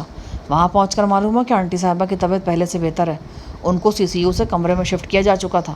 وہاں ایک آفرین نام کی لڑکی کے سوا اور کوئی نہیں تھا۔ میں نے ان سے انکل جلیس اور غزالہ کے بارے میں پوچھا۔ وہ بھی ان کے بارے میں کچھ پریشان تھی۔ اس نے کہا کہ میں یہاں اسپتال میں تھی، میری جگہ غزالہ نے آنا تھا، وہ نہیں آئی اور نہ ہی انکل کا کچھ پتہ ہے، اور میں مایوس ہو کر واپس آ گیا۔ قریشی کی باتیں سن کر میرے سینے میں دھواں سا بھر گیا۔ یہ وہی اندیشے تھے جو 2 دن سے میرے ذہن میں رینگ رہے تھے۔ سوال یہ تھا کہ غزالہ اور انکل خود کہیں گئے ہیں یا خدا نخواستہ انہیں کہیں لے جایا گیا ہے۔ یار ایک بار پھر ان کے گھر پر فون کرو۔ او میرا کوئی 140واں فون ہوگا، وہ بیزاری سے بولا اور فون سیٹ کی طرف بڑھ گیا۔ اس نے نمبر ملایا۔ ریسیور کان سے لگا ہوا تھا اور اس کی نگاہیں میرے چہرے پر تھیں۔ نو رپلائی۔ چند سیکنڈ بعد اس نے یہ کہہ کر ریسیور رکھ دیا۔ میرے سینے میں دھواں سا بھرتا جا رہا تھا، دم گھٹ رہا تھا۔ انگنت خیالات تھے کہ کہیں یہ نہ ہوا ہو، کہیں وہ نہ ہوا ہو۔ قریشی اور رحمانی مجھ سے گزر جانے والی رات کے حالات پوچھنا چاہ رہے تھے۔ میں ان کو جواب بھی دے رہا تھا، پر میرا ذہن کہیں اور تھا۔ انکل اور غزالہ میں الجھا ہوا تھا۔ میں ان کے رد عمل کے بارے میں کچھ یقین سے نہیں کہہ سکتا تھا اور اسی وجہ سے میں کچھ زیادہ پریشان تھا۔ رات بیت چکی تھی، اب دن کا اجالا پھیل رہا تھا۔ فلیٹ کی کھڑکیوں سے باہر ہلکا ہلکا کوہرا تھا۔ کچھ دیر بعد میں ایک بار پھر خالی ذہن کے ساتھ فون کے سامنے جا بیٹھا۔ ابھی 10 منٹ پہلے قریشی نے ٹرائی کی تھی، اب میں پھر ڈائل کر رہا تھا۔ میں جانتا تھا کہ عالم قریشی میری اس حرکت سے زچ ہوگا، لیکن میں نے اس کی پرواہ کیے بغیر پھر نمبر ڈائل کرنا شروع کر دیا۔ فون کی گھنٹی کینٹ کے اس شاندار گھر میں کسی آراستہ کمرے میں رکھے ہوئے فون پر بجنے لگی۔ 1 بار، 2 بار، 4 بار۔ اچانک کسی نے ریسیور اٹھا لیا۔ میرے کانوں میں دنیا کی سب سے حسین آواز ٹکرائی۔ ہیلو، کون؟ میں شاہ جہان ہوں۔ کہاں چلے گئے تھے تم لوگ؟ اوہ آپ! غزالہ کی خوشی سے کانپتی آواز سنائی دی۔ اس کے ساتھ ہی کسی نے ریسیور غزالہ کے ہاتھ سے لے لیا۔ یہ انکل تھے۔ جہانی، کہاں بھٹکتے پھر رہے ہو تم؟ یار تمہارا انتظار کر کر کے تو میری چولیں ڈھیلی ہو گئیں، بلکہ ہم سب کی چولیں ڈھیلی ہو گئیں۔ انکل اور غزالہ کے لہجے کی شگفتگی نے مجھے احساس دلایا کہ زندگی ابھی اتنی تلخ اور زہر آلود نہیں ہوئی۔ چچا کی آواز نے مجھے خیالوں سے چونکایا۔ کل صبح سویرے اچانک ایک مہمان ہمارے اوپر نازل ہو گیا تھا۔ وہ ہیتھرو ایئرپورٹ پر کچھ مسائل میں الجھا ہوا تھا۔ اس سے ملے بغیر اور اس کے مسائل حل کیے بغیر کوئی چارہ نہیں تھا۔ بہت دلچسپ مہمان ہے، تم ہمارے آؤ گے نا تو تمہیں ملواؤں گا۔ اس کی باتیں سن کر تم ششدر رہ جاؤ گے۔ ہم کل شام کے وقت ایئرپورٹ سے فارغ ہو سکے تھے۔ اس کے بعد حالات کچھ ایسے ہوئے کہ ہمیں مہمان کے ساتھ اچانک بریڈ فورٹ جانا پڑا۔ بریڈ فورٹ سے ابھی صرف 5 منٹ پہلے ہم یہاں واپس پہنچے۔ ابھی غزالہ نے کمرے کی لائٹ بھی آن نہیں کی تھی کہ گھنٹی بجنے لگی۔ آپ کی باتیں سن کر تو مجھے اس اہم مہمان میں دلچسپی پیدا ہو گئی ہے۔ تو آ جاؤ آج ہی۔ رحمانی اور قریشی کو بھی بلکہ ساتھ لے آؤ۔ 2-4 افراد ہماری طرف سے ہوں گے۔ بالکل ایک نجی تقریب ہوگی۔ بس جہانی، میں چاہتا ہوں کہ اب اس کام میں تاخیر نہ ہو۔ میں جلد از جلد تم دونوں کو ایک دیکھنا چاہتا ہوں۔ چچا کے لہجے میں عجیب سی بےتابی تھی۔ یوں لگتا تھا کہ ان کو اپنے آپ پر بھی اعتبار نہیں رہا۔ انہیں اندیشہ تھا کہ بیوی کی غیر موجودگی میں وہ جس انداز میں سوچ رہے ہیں وہ اس کی موجودگی میں نہیں سوچ سکتے تھے۔ ٹھیک ہے، آپ جیسے کہتے ہیں، بس میں ذرا مشورہ کر لوں، پھر میں آپ کو فون کرتا ہوں۔ قریشی بڑے دھیان سے ساری گفتگو سن رہا تھا۔ اس نے عقاب کی طرح ریسیور میرے ہاتھ سے جھپٹ لیا اور اپنے مخصوص انداز میں بولا، او چچا جان، آپ اس پر ٹائم ضائع مت کریں، آپ مجھ سے بات کریں۔ آپ کی دعا سے اس وقت میری حیثیت اس کے سرپرست کی ہے۔ جو کچھ بھی طے کرنا ہے نا جی، میں نہیں کرنا ہے، آپ فرمائیں کیا حکم ہے۔ وہ دھیان سے دوسری طرف کی آواز سنتا رہا اور گاہے بگاہے اپنے سر کو بھی ہلاتا رہا۔ وہ درمیان میں اس نے 1-2 الفاظ بھی بولے۔ میں نے ریسیور اس کے ہاتھ سے لینے کی کوشش کی تو اس نے مکہ دکھا کر اور تیوریاں چڑھا کر مجھے دور ہٹا دیا۔ 3-4 منٹ تک اس طرف کی بات سننے کے بعد اس نے خالص پنجابی انداز میں سب کچھ طے کر لیا اور پھر ریسیور رکھ دیا۔ اوے قریشی، یار تو کیسا بندہ ہے؟ مجھے انکل کو یہ بھی بتانے نہیں دیا کہ میں 2 دن سے کہاں غائب رہا ہوں۔ او تیری آنیوں جانیوں کا سارا پتہ ہے انہیں۔ ابھی فون پر بھی مجھ سے کہہ رہے تھے کہ شاہ جہان نے نیک کام کیا ہے۔ اگر وہ لڑکیوں کے لیے کوشش نہ کرتا نا تو پتہ نہیں ان پر کیا بیتتی ہے۔ انکل کو کیسے پتہ چلا؟ او بس کسی طور ہو گیا ہوگا معلوم، چوکس آدمی ہے، آخر سسر کس کے ہیں۔ میں ذہن میں سوچ کے گھوڑے دوڑانے لگا۔ بات واقعی غور کرنے کی تھی کہ انکل کو لڑکیوں کی مصیبت اور ان کی گلو خلاصی کے بارے میں کیسے معلوم ہوا۔ بہرحال اطمینان کی بات یہ تھی کہ انکل اور غزالہ صورتحال سے باخبر ہیں۔ ناشتے کے فوراً بعد قریشی کسی جن کی طرح مجھ پر چمٹ گیا۔ اب وہ کسی بھی صورت میرے دائیں بائیں ہو جانے کا خطرہ نہیں مول لے سکتا تھا۔ 12 بجے کے قریب وہ مجھے اپنی نئی مرسیڈیز میں بٹھا کر ایک بڑی شاپ پر لے کر گیا۔ اس نہایت نفیس شاپ پر نفیس سے ڈیزائنر علی بھائی موجود تھے۔ ان کی شخصیت میں عجیب وزاداری اور کشش تھی۔ हस्ब साबिक़ को मोहब्बत से मिले और अपने अंग्रेज़ माविन को इशारा किया। वो अंदर गया और बेहतरीन कपड़े की एक ज़बरदस्त शेरवानी ले आया। कुरैशी ने मुझे ड्रेसिंग रूम में धकेल कर शेरवानी चेक करवाई। वो बेहतरीन नाप की थी। यहाँ से फारिग होकर हम चेरिंग क्रॉस के इलाके में शूज़ की 6 मंजिला दुकान में पहुँचे। उस दुकान का नाम महाराजा क्लासिकल था। यहाँ एक सलीम शाही जूता मेरे पाँव में पहनाया गया। ये मुकम्मल हैंडमेड था और उसमें मुझे चंद कीमती पत्थर भी जड़े नज़र आ रहे थे। बहरहाल यह कुरैशी से बहस मुबाहिसे का वक्त नहीं था। मैं खामोश रहा। महाराजा क्लासिकल से फारिग हुए तो कुरैशी की मर्सिडीज़ फिर रवा दवा हो गई। अब हम प्राइड मार्केट की तरफ जा रहे थे। यहाँ हेयर ड्रेसर वगैरह पाए जाते थे। यानी कुरैशी ने सिलसिला वहीं से जोड़ा था जहाँ से 2 दिन पहले टूट गया था। शाम के 7 बजे थे जब हम रहमानी के फ्लैट से कैंट की तरफ रवाना हुए। रूप और पिंकी की देखभाल के लिए रहमानी ने अपनी बहन को फ्लैट पर बुला लिया था। दोनों बहनें अभी तक परेशान थीं। उनकी परेशानी की 2 वजूहात थीं। एक तो मैंने उन्हें अभी तक पाशा से नहीं मिलाया था, दूसरी उनकी बड़ी बहन नैना वहाँ विंचेस्टर में ही रह गई थी। बहरहाल मुझे यकीन था कि मैं 2-4 दिन में उनको नॉर्मल करने में कामयाब हो जाऊँगा और यह भी मुमकिन था कि इस दौरान में नैना की वापसी की कोई सूरत निकल सके। हम फ्लैट से निकले तो मैं अपने असल हुलिये में था। विंचेस्टर के महल में मारा मारी के बाद मेरा गेटअप मेरे असल हुलिये से ज़्यादा ख़तरनाक हो गया था। 1 घंटा पहले मैंने एवररेडी के एक मेकअप मैन की मदद से अपना गेटअप ख़त्म करा दिया था। अपनी मर्सिडीज़ कुरैशी खुद ड्राइव कर रहा था। उसके मुंह में इलायची सुपारी वाला पान था। डैशबोर्ड पर उसने ताज़ा फूलों के हार रखे थे और अक़बनुमा आईने के साथ भी फूलों का हार पड़ा था। मैं उसके साथ अगली नशिस्त पर था और ख़ुद को शेरवानी में क़ैद महसूस कर रहा था। बहरहाल ये कुरैशी की छोटी छोटी खुशियाँ थीं और मैं इस मौके पर उसे नाराज़ नहीं करना चाहता था। गाड़ी ड्राइव करते हुए कुरैशी ने कहा, भरी सफदर और जरीगुल की कमी बड़ी शिद्दत से महसूस हो रही है। ये पिछले 1 घंटे में तुमने पहली बात की जिसकी मैं तायद कर सकता हूँ। और तुम तो ना ही बोलो, कुछ ना कुछ उल्टा ही बोलोगे। वो गुस्से से बोला। हम बखैरियत कैंट पहुँच गए। चचा जलीस, उनके एक ब्रदर इन लॉ और 2-3 करीबी दोस्त हमारे इस्तकबाल के लिए मौजूद थे। 2 ख़वातीन भी थीं। उनमें से एक तो आफरीन थी और दूसरी अंकल के ब्रदर इन लॉ की वाइफ थी। वो बड़ी अच्छी खातून थी। मैं उनसे पहले भी कई बार मिल चुका था। वो बड़ी हसीन शाम थी। बड़े हसीन मनाज़र थे। वो जो कुछ था आँखों के रास्ते दिल में उतर जाने वाला था और हमेशा के लिए दिल में नक्श हो जाने वाला था। वो एक देरीना दुआ के असर जैसा था, एक सुहाने ख्वाब जैसा। वो एक सितारा शाम थी।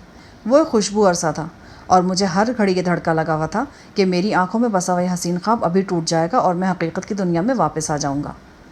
मुझे धड़का लगा रहा, लेकिन आंखों में बसा यह हसीन ख्वाब टूटा नहीं।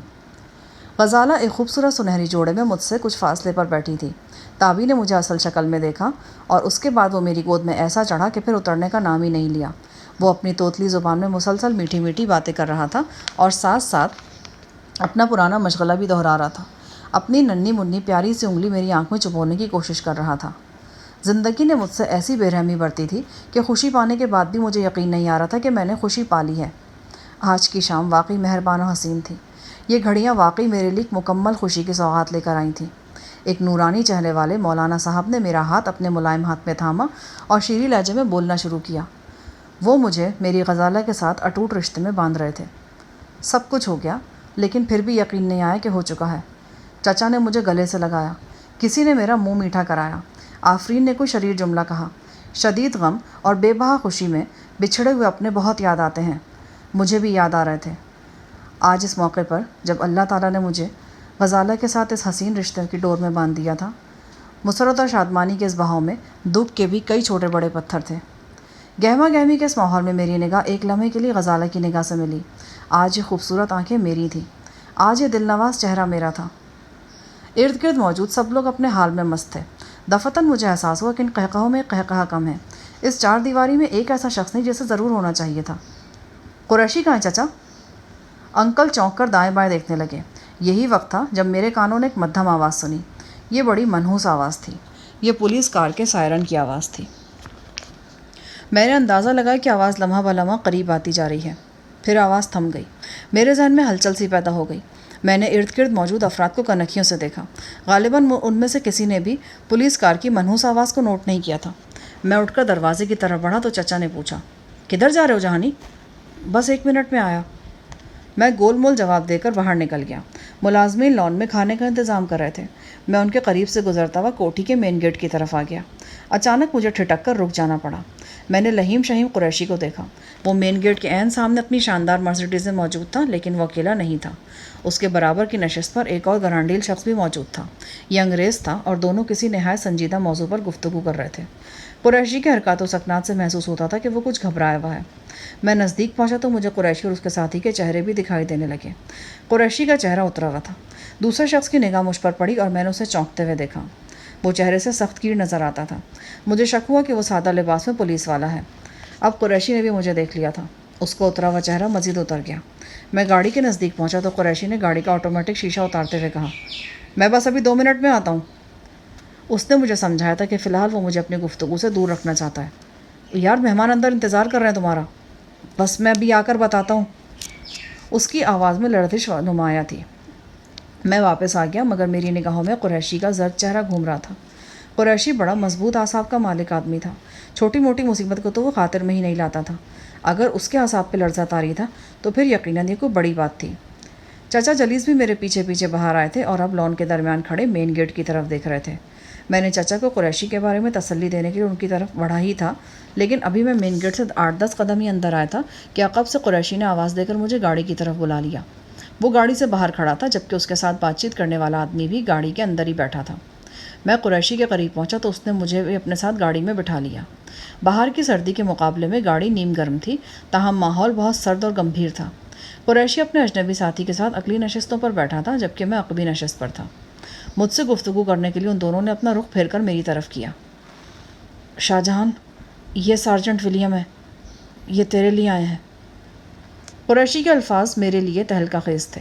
میرا بدترین اندیشہ حقیقت کا روپ دھار گیا تھا۔ قریشی کے فقرے کا اصل مطلب یہ تھا کہ یہ شخص مجھے گرفتار کرنے کے لیے آیا ہے۔ اس سے پہلے کہ قریشی مزید کچھ کہتا، سارجنٹ ولیم بولا، مسٹر شاہ جہان، تمہیں شناخت کر لیا گیا ہے۔ تم اسی وقت سے پولیس کے گھیرے میں ہو۔ اگر تمہیں ابھی تک گرفتار نہیں کیا گیا تھا تو اس کی وجہ قریشی ہے۔ عالم قریشی از مائی گڈ فرینڈ۔ یہ شخص کیا کہہ رہا ہے قریشی؟ میں نے اردو میں پوچھا۔ او یہ ٹھیک کہتا ہے شاہ جہان، ہم اس وقت مکمل طور پر پولیس اور انٹرپول کے گھیرے میں ہیں۔ یہ لوگ شاید آدھے گھنٹے پہلے انکل جلیس کے ڈرائنگ روم میں پہنچ گئے ہوتے، پر میری ایجنسی کے بندوں نے مجھے اس کارروائی کی رپورٹ کر دی۔ میں تجھے مہمانوں کے درمیان چھوڑ کر خاموشی سے باہر نکل آیا۔ اسے خوش قسمتی کہہ لو کہ پولیس والوں میں میری نظر سارجنٹ ولیم پر پڑ گئی۔ میں نے ولیم کو بڑی مشکل سے راضی کیا کہ وہ ابھی کسی قسم کی کارروائی نہ کرے۔ اب میری سمجھ میں آ رہا تھا کہ قریشی عین نکاح کے موقع پر کہاں غائب ہو گیا تھا۔ اس نے زبردست معاملہ فہمی کا ثبوت دیا اور میری زندگی کے اہم ترین لمحات کو بہت بڑی بدمزگی سے بچا لیا تھا۔ کم از کم وقتی طور پر تو بچا ہی لیا تھا۔ اب میں نے غور سے دیکھا تو مجھے قریشی کی تھوڑی اور گردن پر چند تازہ سرخ خراشیں بھی نظر آئیں۔ یہ کیا ہوا ہے؟ او کچھ نہیں یار، بس ایک پولیس والے سے تھوڑی سی جھڑپ شڑپ ہو گئی تھی۔ اسی دوران میں ولیم آ گیا تھا اور اس نے معاملہ سنبھال لیا۔ چند لمحے گمبھیر خاموشی طاری رہی۔ سارجنٹ ولیم یقیناً درست کہہ رہا تھا۔ ہم پولیس والوں کے گھیرے میں تھے۔ ہمارے ارد گرد اگرچہ پولیس کی کاریں نظر نہیں آ رہی تھیں، لیکن وہ موجود ضرور تھیں۔ اب کیا کرنا ہے قریشی؟ ولیم میرا دوست ہے، لیکن یہ اتنا ہی ساتھ دے سکتا ہے جتنا اس کے اختیار میں ہے۔ تم ٹھیک کہہ رہے ہو، یہ بھی اس کی مہربانی کہ اب تک رکا ہوا ہے۔ یہ سب کیا ہو گیا شاہ جہان؟ میری تو کچھ سمجھ میں نہیں آ رہا۔ قریشی دل گرفتہ آواز میں بولا۔ میں نے سارجنٹ کو مخاطب کرتے ہوئے کہا، میرے لیے کیا حکم ہے؟ مجھے بہت افسوس ہے مسٹر شاہ جہان، لیکن مجھے بہرحال اپنا ناخوشگوار فریضہ ادا کرنا ہے۔ عالم قریشی نے مجھے بتایا کہ یہاں شادی کی اہم تقریب ہے اور مہمان وغیرہ آئے ہوئے ہیں۔ میں قریشی کی دوستی کے ناطے آپ کو اتنی مہلت دے رہا ہوں کہ آپ مہمانوں کو کھانا وغیرہ کھلا کر الوداع کر دیں۔ اس کے ساتھ ہی میں یہ امید بھی کرتا ہوں کہ آپ میری اور عالم قریشی کی عزت کا بہت خیال رکھیں گے۔ آپ کو یہ کہنے کی ضرورت نہیں ہے سارجنٹ، لیکن کیا آپ کے پاس کوئی وارنٹ وغیرہ بھی ہے؟ آپ کی ڈیمانڈ پر آپ کو ہر چیز دکھا دی جائے گی، اس سلسلے میں بے فکر رہیے۔ ولیم قدرے خشک لہجے میں بولا۔ قریشی نے خشک ہونٹوں پر زبان پھیر کر میری طرف دیکھا۔ اس کی آنکھوں میں گہری مایوسی تھی۔ یہ عجیب ڈرامائی صورتحال تھی۔ ابھی صرف 2.5-3 گھنٹے پہلے میں میک اپ اتار کر اپنے اصل حلیے میں آیا تھا اور اس مختصر سے وقت میں انگلش پولیس نے مجھے شناخت بھی کر لیا تھا۔ ذہن میں وسوسے سے اٹھ رہے تھے۔ کیا میرے ساتھ دھوکہ ہوا تھا؟ کیا کسی ساتھی نے کسی طرح کی بے وفائی کی تھی؟ کہاں پانسا پلٹا تھا اور کس جگہ پلٹا تھا؟ ولیم نے سرگوشی کے انداز میں قریشی سے چند باتیں کی۔ قریشی کافی عرصے سے یہاں مقیم تھا، لہٰذا پنجابی لہجے میں انگلش بول سکتا تھا۔ قریشی کو ضروری ہدایات دینے کے بعد ولیم گاڑی سے اتر گیا۔ شاہ جہان، ہم بری طرح پھنس چکے ہیں۔ ہمارے آلے دوالے کافی سے زیادہ پولیس موجود ہے۔ وہ پولیس والوں کے ارادے بڑے خطرناک ہیں۔ انہیں آرڈر ہے کہ تمہیں ہر صورت میں زندہ یا مردہ گرفتار کریں؟ تم کیا چاہتے ہو؟ اور میں تو چاہتا ہوں کہ تم یہاں سے نکلنے کی کوشش کرو، کیونکہ اگر پکڑے گئے نا تو پھانسی سے کم پر بات نہیں ہونے والی۔ ابھی تم نے کہا تھا کہ چاروں طرف پولیس موجود ہے، اس کے علاوہ ولیم والا معاملہ بھی تو ہے۔ ولیم نے تمہارے کہنے پر مجھے رعایت دی ہے، اس رعایت کا فائدہ اٹھاؤں گا تو تم دونوں کی مٹی پلید ہوگی۔ قریشی خاموش ہو گیا۔ اس کا مطلب تھا کہ میری بات میں وزن ہے۔ اب صورتحال پوری طرح میری سمجھ میں آ رہی تھی۔ در حقیقت اگر قریشی دلیرانہ کوشش نہ کرتا تو شاید میں اور غزالہ اٹوٹ رشتے میں نہیں بن سکتے تھے۔ نکاح کی تقریب شروع ہونے سے پہلے ہی دھرم برہم ہو گئی ہوتی۔ عالم قریشی نے ولیم کو میری طرف سے گارنٹی دی تھی کہ میں از خود گرفتاری کے لیے پیش ہو جاؤں گا۔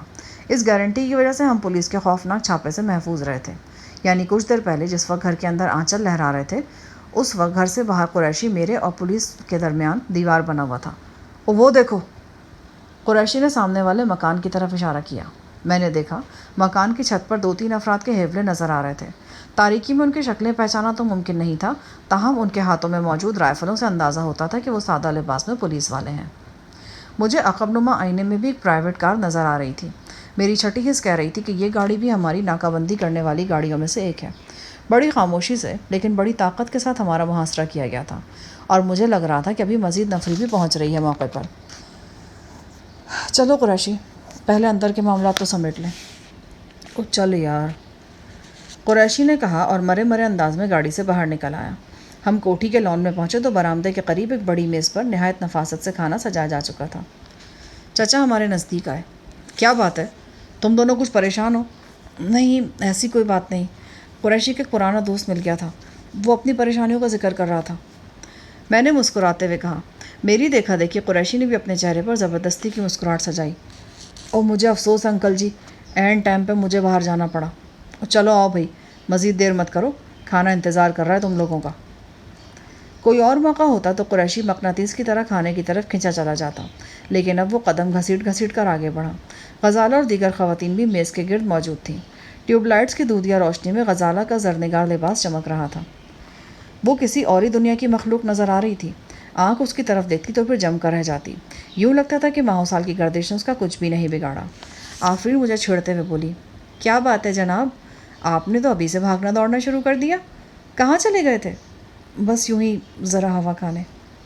ہوا کھانے کی ضرورت تو انہیں محسوس ہوتی جن کا دم گھٹ رہا ہو۔ آپ کو بھی تھوڑی دیر پہلے کیا تکلیف پہنچی ہے؟ اس کا اشارہ غزالہ کی طرف تھا۔ اوپر کا سانس اوپر اور نیچے کا نیچے نہ رہ جائے نا تو ہوا کھانے کی ضرورت پڑتی ہے، آنٹی زیب نے کہا اور ساتھ ہی غزالہ کے حسین چہرے کی بلائیں لی۔ آنٹی کی بات پر ہلکا سا قہقہا پڑا۔ غزالہ کا چہرہ بھی مسکرا اٹھا۔ کھانا شروع ہوا۔ کھانا زہر مار کرنے کا محاورہ ہم پر بالکل صادق آ رہا تھا۔ نصیب دشمنا، کچھ طبیعت خراب ہے، یہ آج کھانے پر اتنا ترس کیوں کھایا جا رہا ہے؟ رحمانی نے قریشی کے کان میں سرگوشی کی۔ پہلے کھانا کھا لوں پھر بتاؤں گا، قریشی نے گہری سنجیدگی سے کہا۔ کھانے کے بعد کافی اور قہوے کا دور چلا۔ اندازہ ہو رہا تھا کہ چچا کچھ تاڑ گئے ہیں۔ ان کے چہرے پر پہلے جیسی مسکراہٹ نہیں رہی تھی۔